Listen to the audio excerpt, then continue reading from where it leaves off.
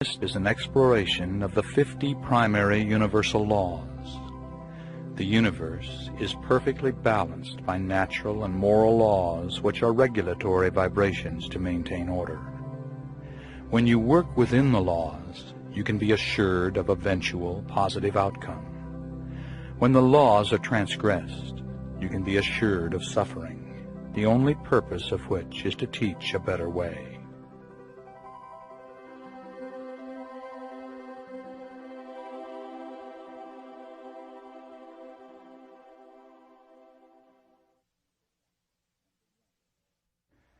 Number 1.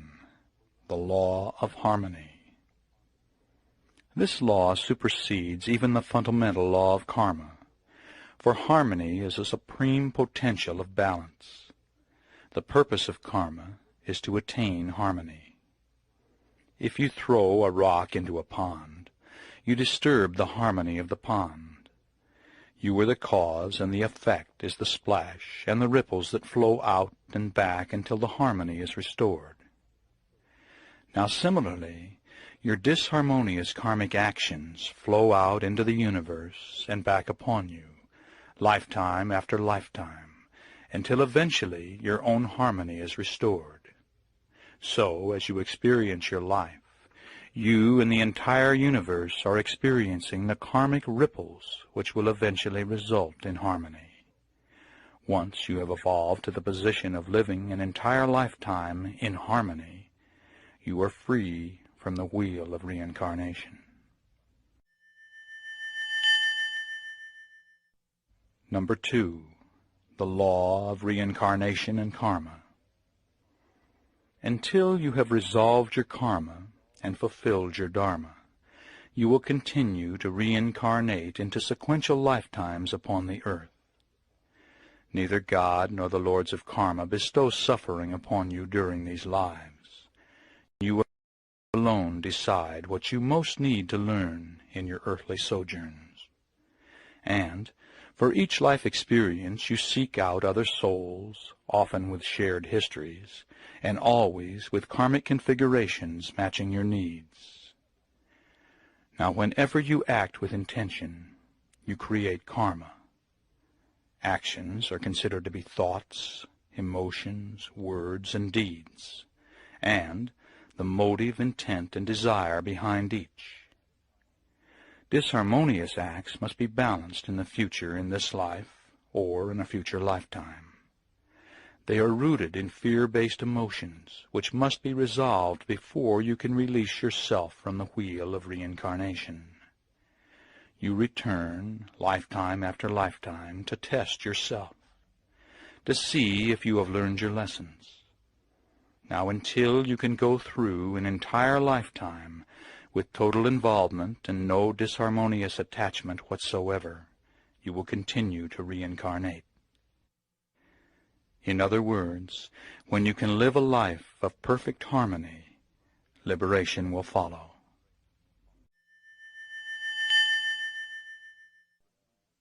Number 3. The law of wisdom. Wisdom erases karma. If you have the wisdom to learn your lessons through love and wisdom, you can mitigate your suffering. Sadly, though, we seem to learn fastest through pain, through directly experiencing the consequences of our actions. As an example, you greedily take from others, and instead of learning through wisdom and love that this is wrong, you have to directly experience someone greedily taking from you, whether later in this life or in a future lifetime. As another way to look at the law of wisdom, when you move toward a predestined test in your life, if you have the wisdom to proceed with harmony, you will surely mitigate the traumatic impact of the event. All right, now here are some examples. Example number 1. In your last life you were married to a soul who is your mate today, and whom you cruelly left for another in that previous lifetime. Before you were born into your current life, you agreed to be left by your mate under similar circumstances. Now this will allow you to balance your karma and directly experience the pain of abandonment. If Through the wisdom of Master of Life awareness, it is easier to consciously detach from the relationship with love. You will ease the pain of parting while also passing your own test. Example number 2. Assume that you have astrologically destined a severe relationship test for May of your 35th year. Now, if you have learned through past life awareness as well as present life learning to be positive, non-judgmental, and without expectations in your relationship, you may only experience an argument with your mate on that fateful day in May. But if you haven't learned your past lessons and have intensified the disharmony during your relationship, you might experience a divorce in May of your 35th year. Example number 3. In several past lives, you were so proud that you were unwilling to accept any assistance from others. Now, pride is fear. So in this life, you have astrologically predestined an event which will cause you to be institutionalized for many years. On a soul level, you've decided you needed to create circumstances which would force you to subdue your pride and allow others to give to you. But through wisdom in this life, you have overridden your pride and opened your heart, gladly accepting assistance from others. Because of this, you will not have to be institutionalized to learn your lesson. Wisdom will have erased the karma.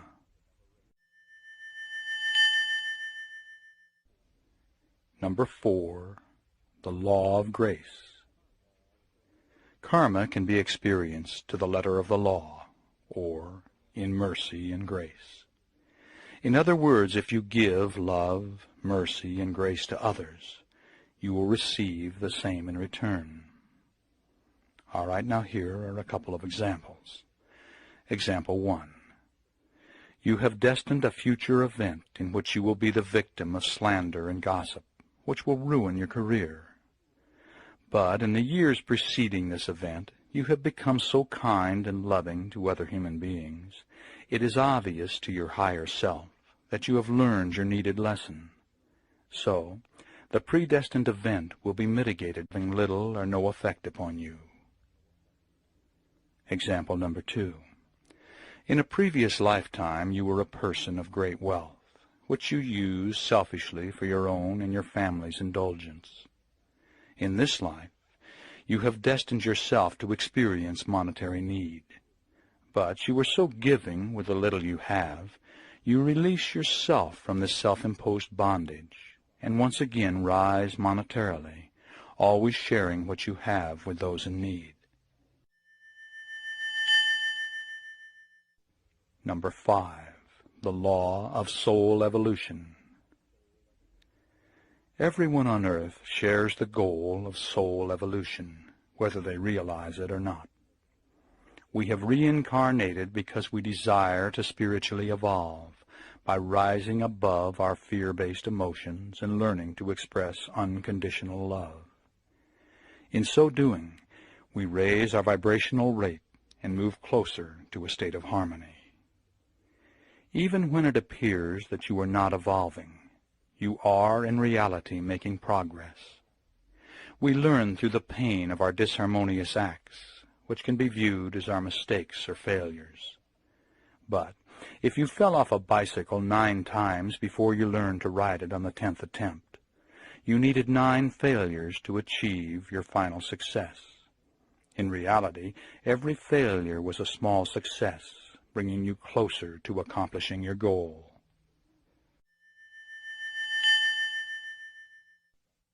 Number 6, the law of the Bodhisattva. Bodhisattva is a Sanskrit term commonly accepted by most metaphysical adepts today. It means one who has transcended the need of earthly incarnations, but who has chosen to return to the earth to support others in achieving enlightenment. A Bodhisattva knows he will never really be free until all souls are free. Most serious students of metaphysics have entered the Bodhisattva development stage of their evolution.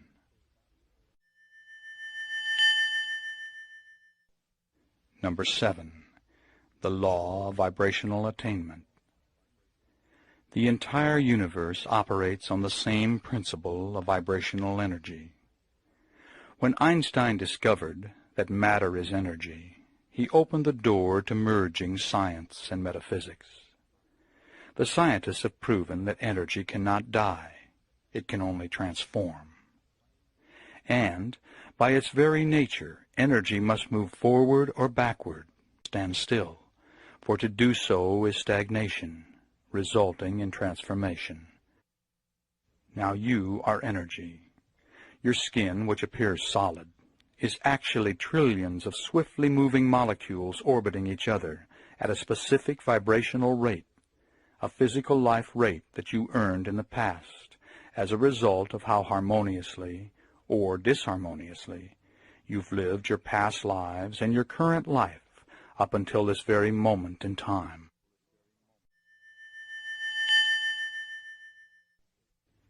Number 8.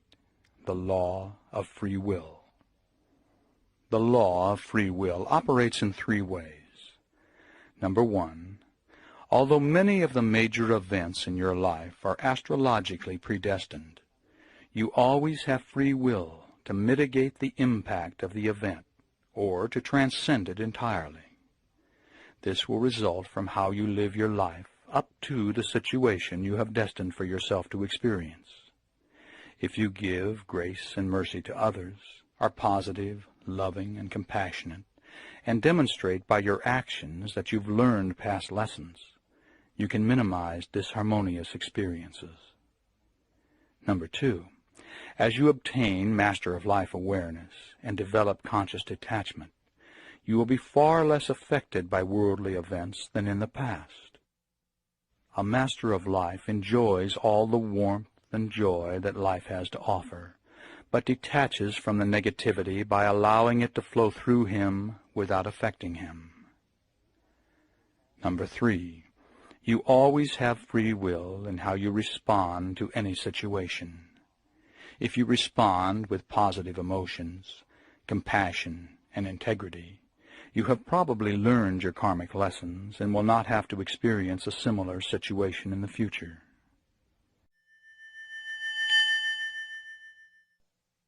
Number 9. The law of one.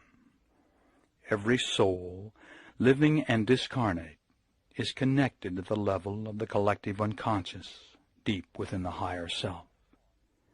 We are all part of a great energy gestalt called God, and because we are part of God, we are God. It is the goal of the gestalt to move the energy forward, creating more energy.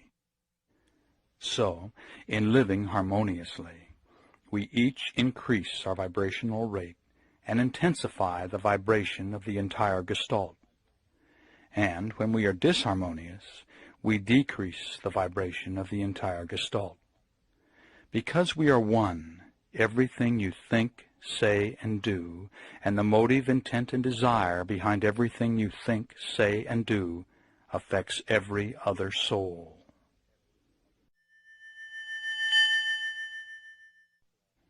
Number 10. The law of manifestation. Everything manifest begins as a thought, an idea.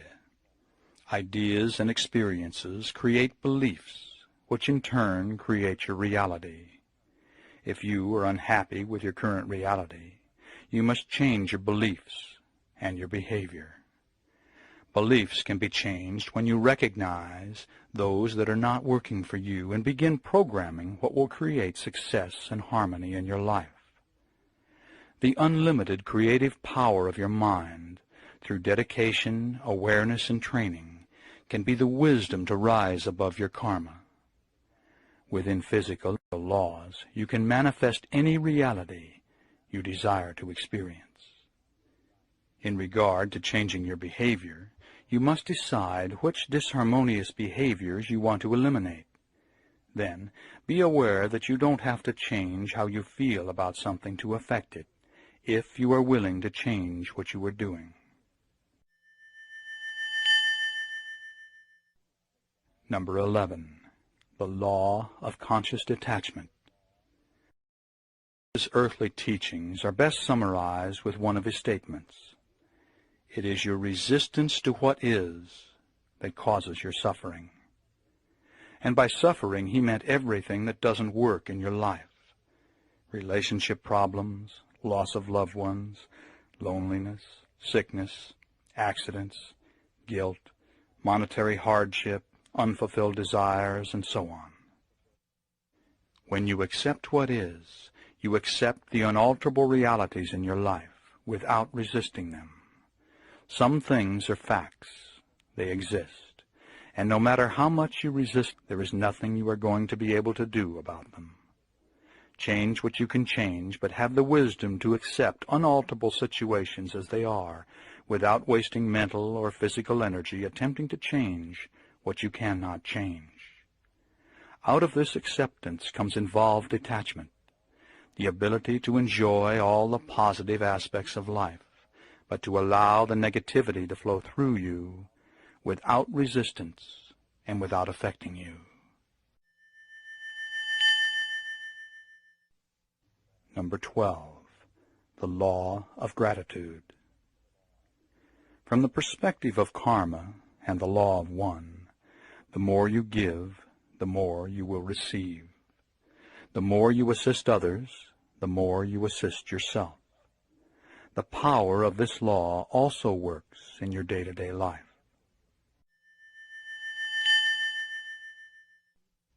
Number 13, the law of fellowship.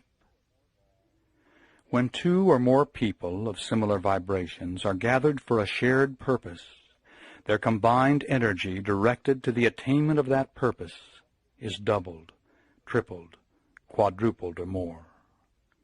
This esoteric awareness has been used by covens, esoteric religions, healing groups, and recently, worldwide meditations for peace.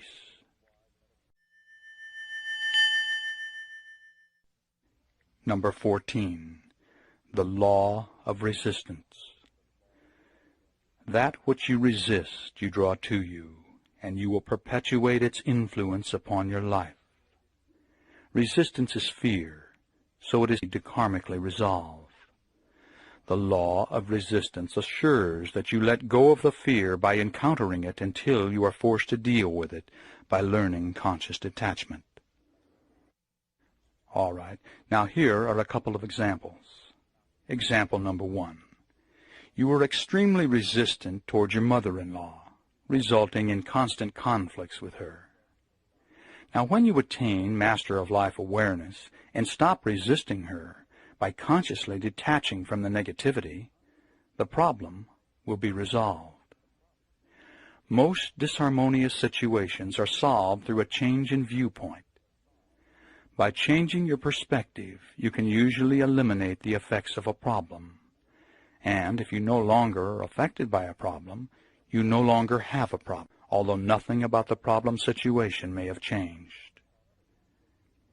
All right, now another aspect of the law of resistance states, that which you resist, you become, if not in this lifetime, in a future incarnation. So, as example number 2, you have a strong resistance toward people of the Asian race. Your resistance is fear, and the quickest way to overcome fear is to directly experience that which you find so fearful. Thus, you will reincarnate as an Asian in a future lifetime.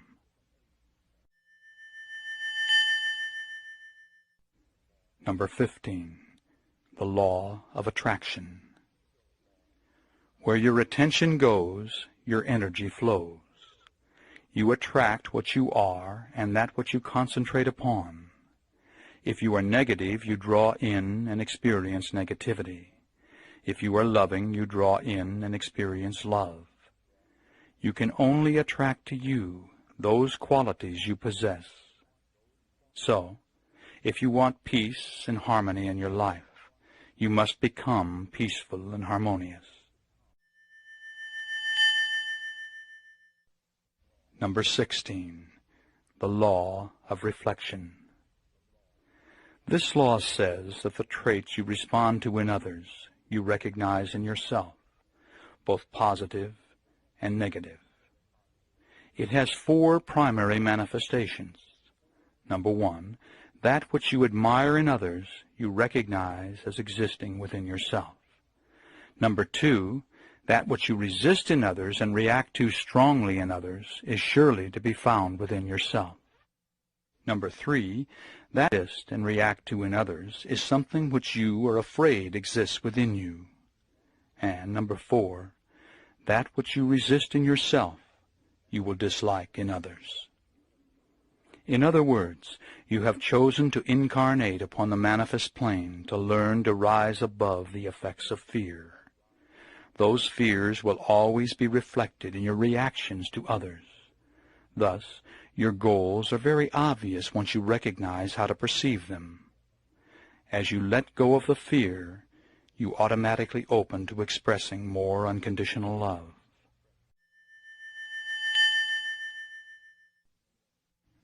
Number 17, the law of unconditional love. The expression of unconditional love will eventually result in harmony. Unconditional love is not romantic love. It's the acceptance of others as they are without judgment or expectations. It's the total acceptance of others without attempting to change. The law of unconditional love says, if you go out of your way to express unconditional love, you automatically rise above fear. And as you transcend your fears, you automatically open to the expression of unconditional love. Number 18, the law of magnetic affinities. By astrologically choosing the time and place of your birth, you determine the nature of the effects you will experience in your life. On the other side, before you were born, you made decisions about the lifetime you would be entering into.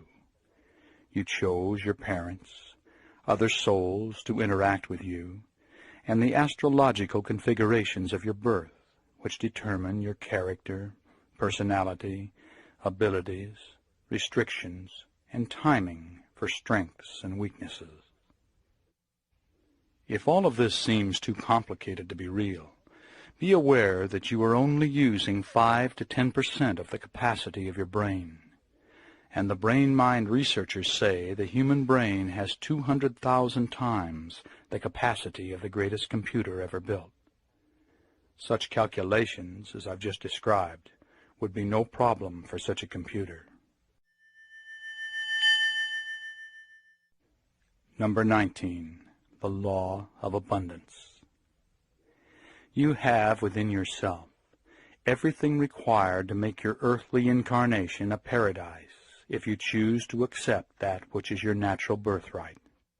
We live in a universe of abundance, although the majority of those populating our planet appear to view it as a universe of scarcity. Number 20, the law of divine order.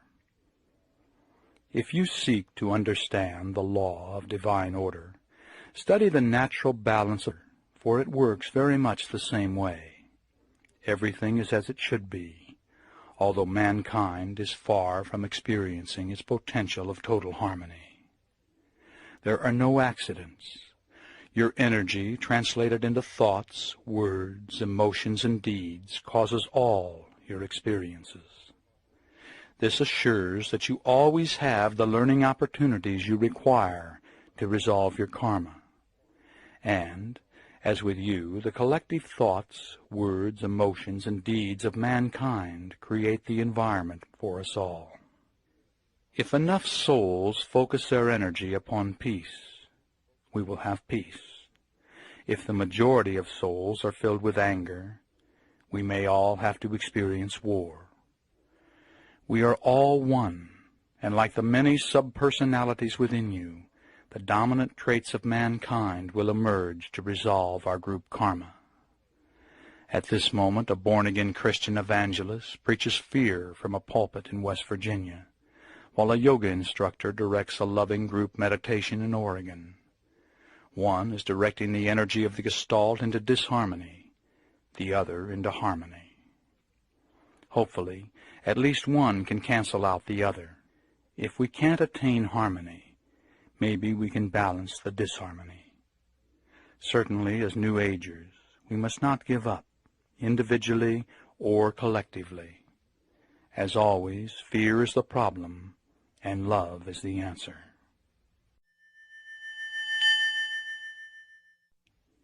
Number 21 is the law of attitude. Nothing in the universe can harm you but your own attitude.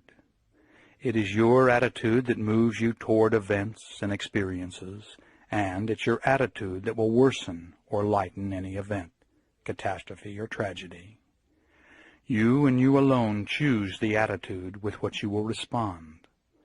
No two people would respond to the same situation in the same way.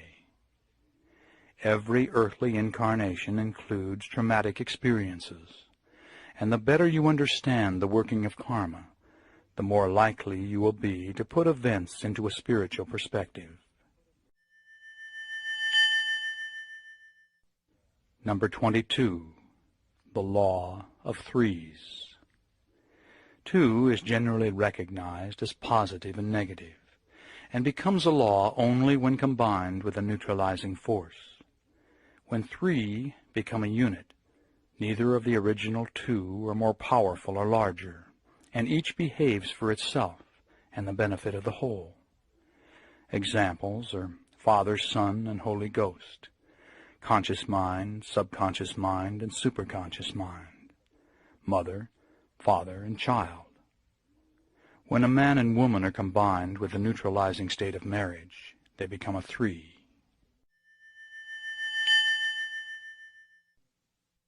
Number 23, the law of association. If 2 or more units have something in common, the commonality can be used to influence or control the other thing. The amount of control depends upon the degree of commonality. The more in common they both are, the more the influence. As an example, if you pray while holding a Bible, you will be more likely to experience a spiritual connectedness. The Bible and prayer share a commonality. As another example, proper diet and exercise share the mental commonality of perceived good health, which is more likely to manifest as the result of your assumption.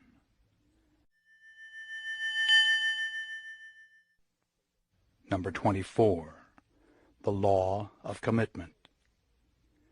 When you become clear on your intent, making a decision and obligating yourself to a task or a belief, everything begins to fall into place if your direction is in harmony with the universe as it relates to your purpose.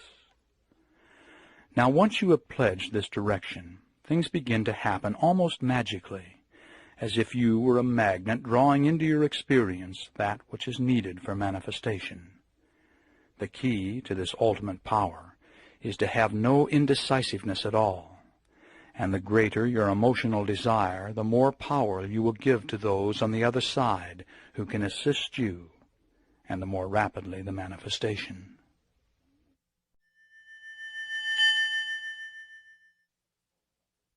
Number 25, the law of dissonance.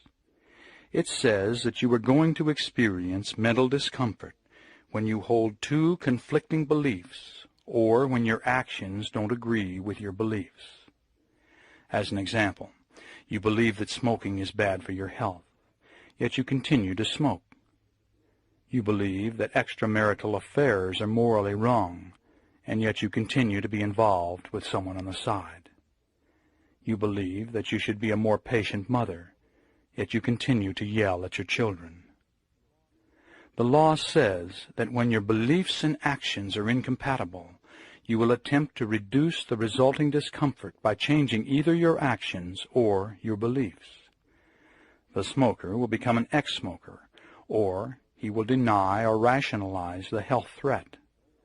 The adulteress will either stop or rationalize her actions, maybe by saying, "What my husband doesn't know won't hurt him, and besides, with my needs more fulfilled, I'm a better wife." The impatient mother changes her behavior or rationalizes her attitude by saying, "It's better for me to yell and release the anger than to repress it." The law of dissonance is sometimes called the law of self-delusion.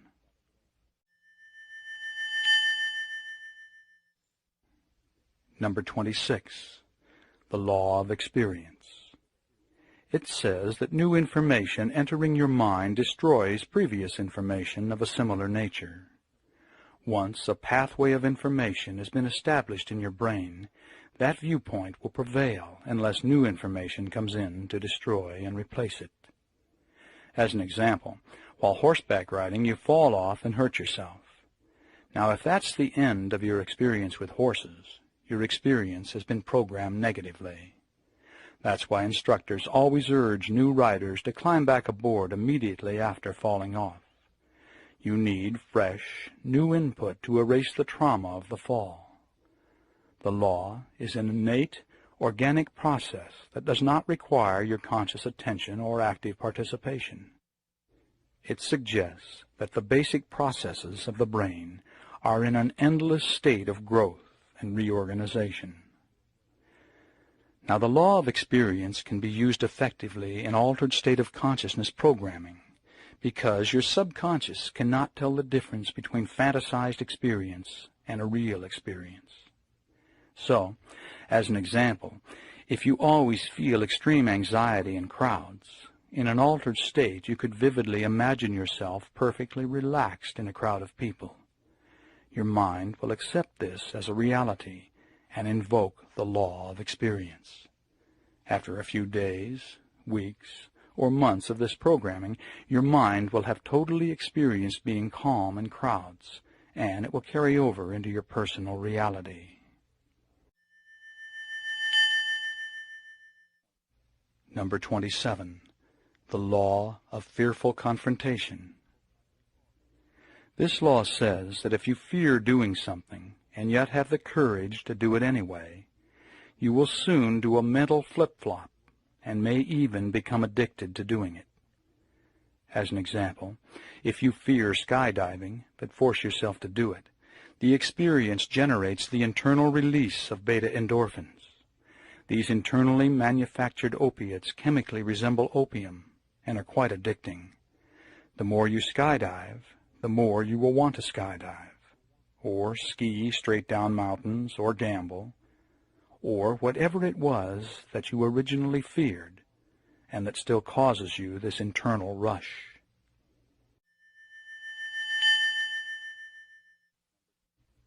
Number 28. The law of group consciousness.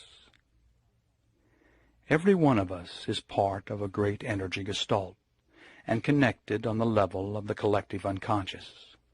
Each individual aspect of the gestalt has its own electrical system, its own vibrational frequency, and interreacts with all other aspects.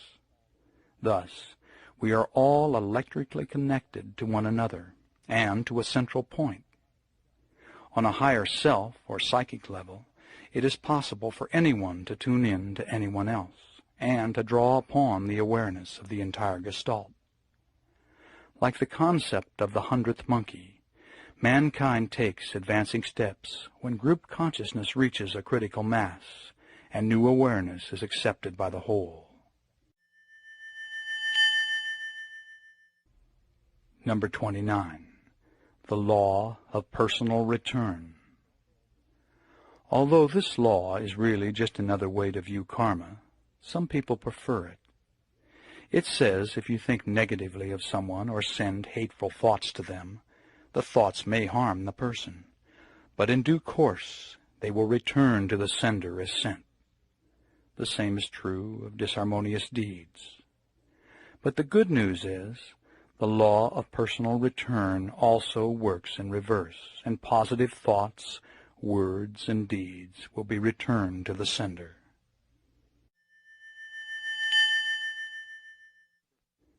Number 30.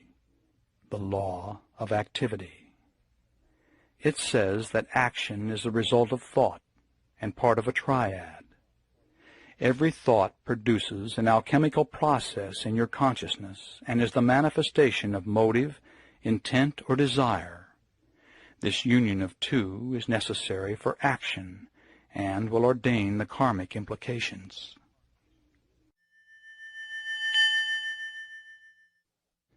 Number 31. The law of denial. It says when you refuse to deal with a highly emotional issue, or refuse to take responsibility for an unpleasant situation, you avoid living up to your potential. Such things can be put off for lifetimes, but the effect will be experienced mentally, physically, or as a lifestyle manifestation until you correctly balance the situation. Number 32. The law of new beginnings. It says that for each of us in our time, there are major life turning points. There is a break in the energy wave patterns, and a complete change will result. Everything is affected by this change in flux, some things to a lesser degree than others. Examples would be 1. A traumatic situation or tragedy such as the death of a loved one. 2. A religious conversion. 3. A point in therapy when something clicks and from that time on the patient begins to get well. And 4. A mother giving birth to a baby.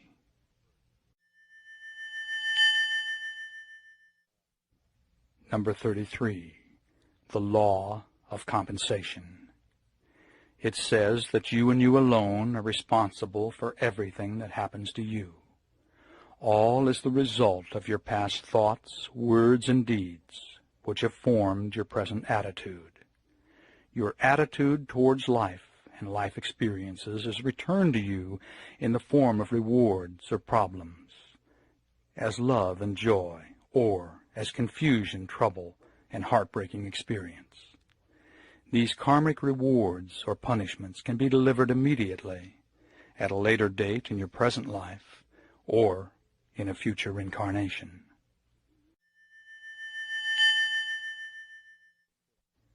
Number 34. The law of psychometric influence. It says that two things, animate or inanimate, once in contact with each other, will continue to act upon each other, even at a distance long after the actual contact has been severed. Matter coming into contact with other matter absorbs and influences as a result of the contact. There is a psychometric blending of the etheric emanations. Thus, the person wearing a piece of inherited jewelry will be influenced by the psychometric emanations of the original owner. The more empathic the person is, the more likely she will be to be influenced by the state of mind of the original owner. As another example, when the contact takes place between two people, the intensity of the contact will dictate the degree and duration of the influence. So, a sexual union would result in a lengthy mental connection of the two people, even if they did not see each other again. Neither might recognize this consciously, but on an unconscious level, contact and influence continues. Number 35. The law of totality. It says that each part of a totality has its own characteristics, and also takes on the characteristics of the totality as a sum of its parts. Each part thus has two functions: to retain its own characteristics and to function as part of the totality.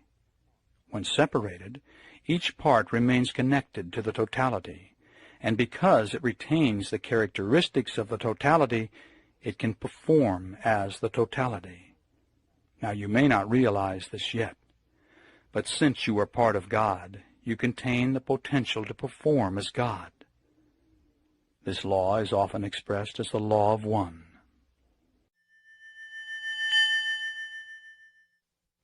Number 36. The law of dominant desire. It says that a stronger emotion will always dominate a weaker one. Every idea you perceive is the beginning of a manifestation, although all ideas are not expressed in reality. It doesn't matter which idea you consciously favor, or even know to be desirable. The stronger emotion will nullify the weaker ones, and the strongest emotion will begin to permeate all aspects of your activities. As an example, If you are emotionally focused upon the sexual desirability of a particular person, you may begin to create circumstances in many life areas which will increase the likelihood of an eventual sexual union. Number 37. The law of duality. It says the universe and all energy functions as a yin-yang balance, resulting in a tension between opposites. Yin is negative, yang is positive.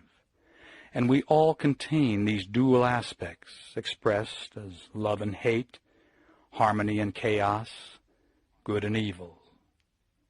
Actually, this tension is necessary for structure to exist, and human beings are energy structures. Now, don't be mistaken and think in terms of negative being bad. An automobile battery is a good analogy. One plate is charged positive, the next negative, the next positive, and so on. It's the interaction between the plates that generates the energy, but the negative plate is not better than the positive plate. Now, in relating this to your life, you must realize that without tension you don't exist. Thus, there is a need for yin balance in your life. Most people express their yin energy in undesirable ways, such as self-denial, excess hard work, gambling, dangerous activities such as driving too fast, or in arguing or fighting. Illness is an expression of yin energy, and war is the ultimate expression of mass yin energy. But your yin energy can be expressed in a different way, as positive challenge, and this is best explained in the next law.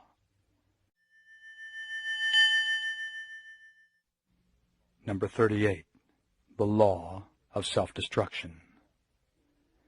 It says, as a natural expression of the law of duality, that which is totally successful tends to destroy itself.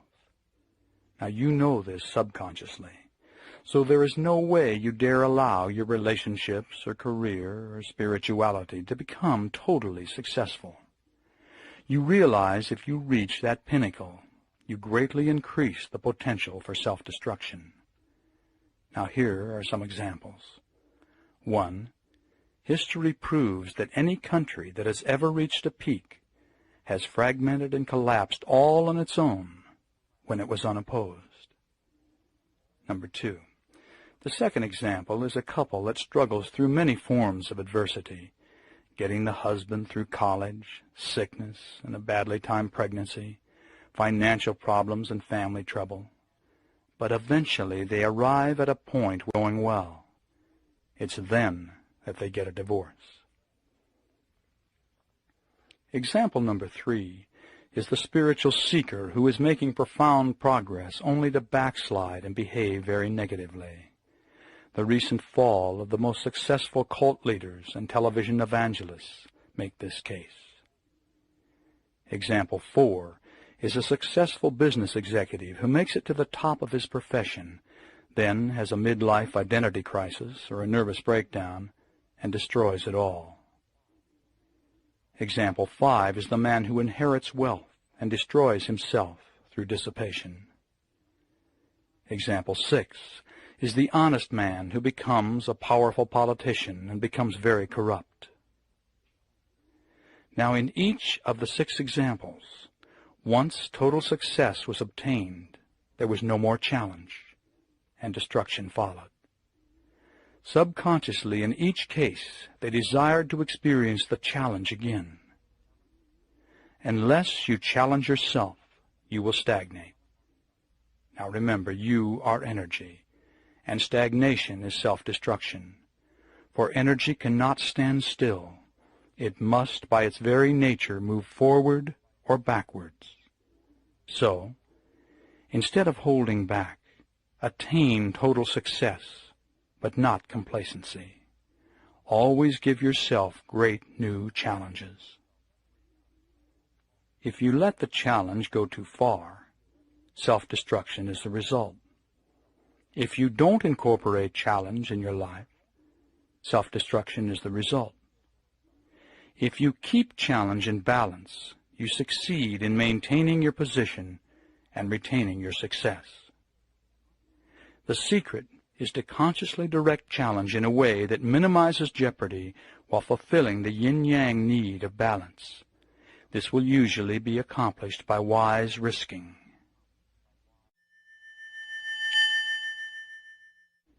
Number 39.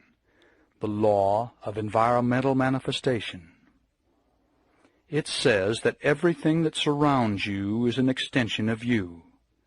Your mate, your home, your furnishings, your car, your pets, your yard, your office, and your career are a physical expression of your attitudes and belief system. Your environment is a reality picture of your core beliefs and expresses your self-image and cultural overview.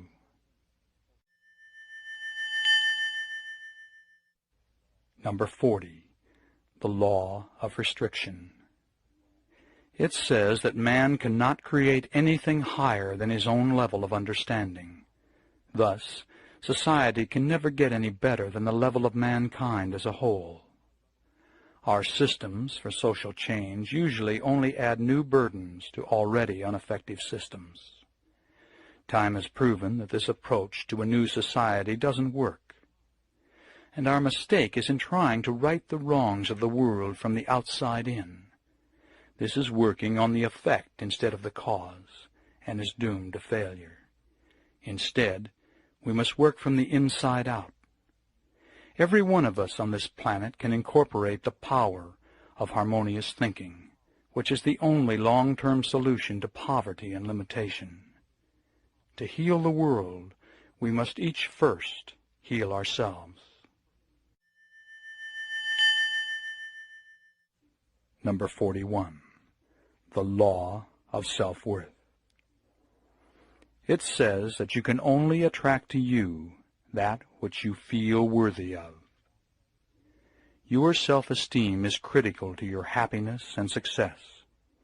The truth is, you are not what you have, and you are not what you do.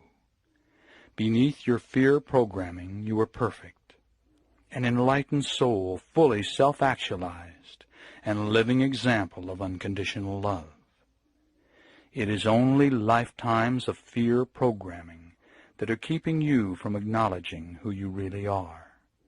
The more you can let go of the fears, the higher your self-esteem, and the more options you will have, and the more risks you can take. The better you like yourself, the better others will like you, and the more worthy you will feel.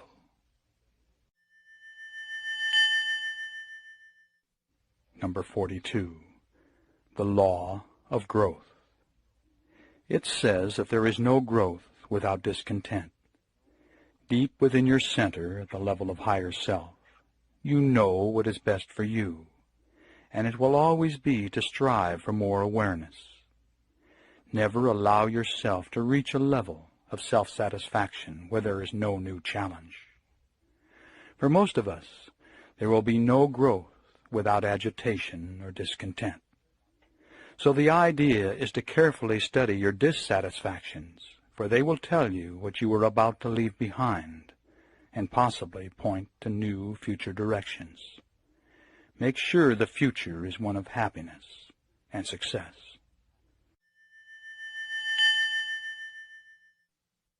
Number 43. The law of self-truth. It says that truth is what works for you. If you believe something to be, it becomes truth for you. The idea is to be very careful about what you accept to be, for it will influence all aspects of your life and your future.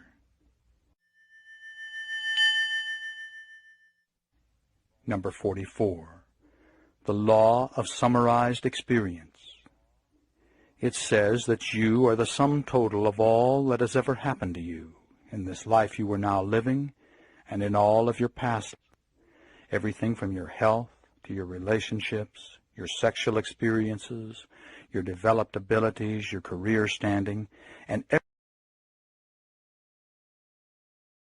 Everything else can be used as a barometer to show who you are and to tell if your conscious and subconscious are functioning in harmony. Number 45. The law of belief. It says you can have anything you want if you can give up the belief that you can't have it, as long as what you want doesn't conflict with someone else's belief. As an example, if you desire a fulfilling, growth-oriented one-to-one relationship, but demand it to be with a particular person, you are not operating in harmony with the universe. As another example, in the area of accomplishment, you must have the education necessary to create what you want. So, this is the area on which to focus your desirous energy. Number 46. The law of dharmic direction. It says that you have within you a guiding principle, which is your duty to yourself and society. Karma has directed your past life and present life experiences, always urging you to forge ahead into activities and learning experiences to form the character required to fulfill your destiny. Now, of course, you always have the free will not to fulfill your dharma. But the secret is to listen to your inner direction, which will direct you to fulfill your dharma and resolve your karma. Your dharmic direction is natural for you and probably falls within one of 7 directions. One is workforce, and this path includes a majority of general occupations, including homemakers. 2 is military and includes soldiers and all forms of police and militia. Number 3 is service and includes most religious workers, those in medical, social services, and welfare, and many practicing metaphysicians. Number 4 is creativity and includes artists, writers, poets, musicians, actors, and entertainers. Number 5 is science and includes medical researchers, scientists, space technologists, and physicists. Number 6 is philosophy and includes all who present theories about why man does what he does. Number 7 is government and includes political leaders from the president on down through all areas of elected office. Number 47. The law of purifying action. It says that by living the 3 pillars of Dharma, you will spiritually evolve. The first pillar is generosity, meaning non-greed, letting go. The karmic results of generosity are abundance and deep, harmonious relationships with others. The second pillar is moral restraint. This includes 5 basic precepts: not killing, not stealing, not committing sexual misconduct, not using wrong speech, not taking intoxicants which could cloud the mind and make it dull. Now, as an explanation, sexual misconduct means refraining from actions of sensuality which cause pain and harm to others, or turbulence or disturbance in ourselves. Refraining from wrong speech means not only telling the truth, but avoiding a lot of useless and frivolous talk and gossip. Speech should be gentle, creating harmony and unity between people. All right, now the third pillar of Dharma is meditation, and it covers 2 areas. The first is concentration, the ability of the mind to stay steady on an object without wavering. Second is the cultivation of insight, which means to see clearly the process of things and the nature of Dharma. Number 48. The law of karmic excess. It says that karma incurred in one incarnation could be so overwhelmingly harmonious or disharmonious that to have it all return in one lifetime would put you out of balance. Therefore, it is dispersed or worked out in more than one incarnation. Number 49. The law of release. It advises you to let go of anything that is no longer useful and purposeful, without regrets and without resentment. This includes such things as books, philosophy, clothing, a belief, your lifestyle, even a club membership, and the list goes on and on. The pleasure should be in the moment of the experience, and when it's no longer useful, by letting go, you free yourself to start another learning experience without being bound by the old. Number 50. The law of ritual. It says that any act performed repeatedly with specific intent becomes a rite. Each time the ritual is repeated, its power is enhanced in 3 ways. First, by focusing on the intent, the performer intensifies the power of his mind to control reality. Second, the performer gives permission to his guides and those on the other side to assist him in the desired manifestation. And third, each performance of the rite draws upon the energy of all who have used the rite throughout all time.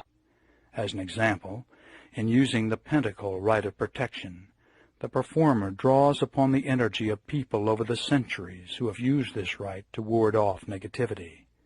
Thus, the power is increased many-fold. All right. That concludes a quick look at the 50 primary universal laws. I hope you were served by the wisdom of this esoteric awareness.